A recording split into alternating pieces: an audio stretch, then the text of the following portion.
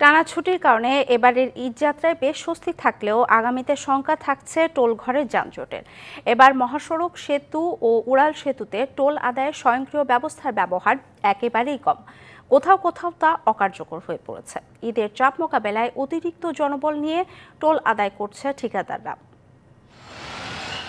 ঈদযাত্রায় স্বস্তিতে নারীর টানে রাজধানী ছাড়ছে নগরবাসী। ভোগান্তিহীন এমন যাত্রা যেন অনেকটা স্বপ্নের মতো। তবে স্বয়ংক্রিয় টোল আদায় ব্যবস্থা শতভাগ কার্যকর না থাকায় ছেদ পড়তে পারে এই স্বপ্নে। যানজট কমাতে 2019 সালে স্বয়ংক্রিয় টোল আদায় ব্যবস্থা ইলেকট্রনিক টোল কালেকশন বা ইটিসি চালু করে সরকার। তবে এই প্রক্রিয়ায় অনেক ব্যাংক ও মোবাইল ব্যাংকিং পরিষেবা সংস্থাকে যুক্ত করা হয়নি। এছাড়া যানবাহনে সাঁটানো আরএফআইডি স্টিকার রিড করতে পারছে না টোল প্লাজার ক্যামেরাগুলো। তাই ঈদ ঘিরে চাপ সামলাতে কাজ করছে অতিরিক্ত কর্মী। ট্রাফিক কন্ট্রোলও ভালো আছে। আমাদের টোলের যে সিস্টেম আমরাও সুন্দরভাবে যত ফাস্ট করা যায় চেষ্টা করতেছি। আমাদের পর্যাপ্ত ম্যান পাওয়ার আছে এবং কোথাও কোনো জটলা তৈরি হলে যত তাড়াতাড়ি সম্ভব সেটাকে ক্লিয়ার করার জন্য আমাদের ট্রাফিক ডিপার্টমেন্টের লোকজন কাজ করতেছে।